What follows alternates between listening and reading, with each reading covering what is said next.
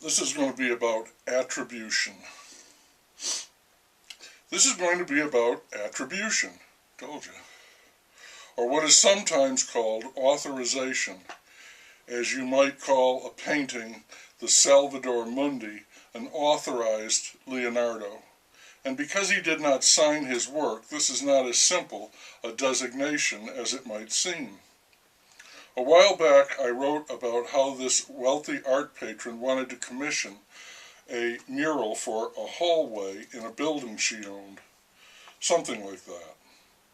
So she got a painter whose work she admired to look at the space, and he agreed to do it.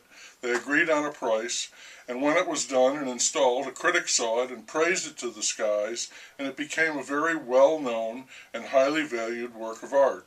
And the argument went that this famous work of art came to be through the efforts of these three people, each one crucial to both its existence and its reputation.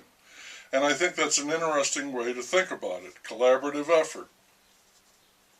I'm reading a book about Leonardo da Vinci right now. I'll report about that soon when I'm finished with it, but for the moment I will say that the patronage system that existed at that time caused many famous artworks to be produced in what was called the Renaissance. There was spirited competition between cities like Florence and Milan to generate great work. And though the painters and sculptors undeniably did the work and became famous for doing it, became artists instead of skilled craftsmen, Leonardo, Michelangelo, Raphael, there's also no question that the church or noblemen dictated the subject matter, the content, and to some extent the style. So they played a great part in the production too. Assistants in the studio assisted, amplified the design of the master who sketched the original cartoon, and they also made numerous copies.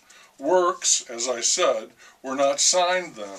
For several reasons, attribution is no simple task.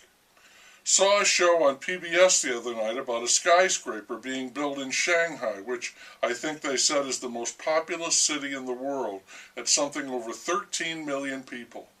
And with that teeming crowd, the city is troubled by pollution of the air and water. Of course, if you're rich, you want to buy yourself out of any difficulty. You don't want to rub elbows with the riffraff. And this twisted tower in Shanghai was going to be a vertical community with its own crystal clear water and air and even green spaces. Restaurants, shops, as well as residences. You live there, you don't have to worry about stinky, smelly, dirty old Shanghai. And you could ask the same question as to who is responsible for creating this landmark structure, this monument to wealth and power. There was the owner of the company that was building it. He would show up at certain times in the construction, pulling up in a limousine, trailed by a pack of underlings, and giving a little speech to mark the occasion, lest anyone forget who was really running the show. And there were the architects who designed this wonder of the world. They certainly viewed it as being their baby. It was so innovative. Nothing like it had been built before. And because of that, there was a man who was in charge of finding a way to build it, the project engineer. And it was perfectly true that nothing could have been done if he hadn't been there with the blueprints to tell the workmen exactly how to put the gigantic puzzle together. The building never would have been possible without the cranes, those remarkable cranes attached to the outside of the building, capable of being raised upward as the structure was being built.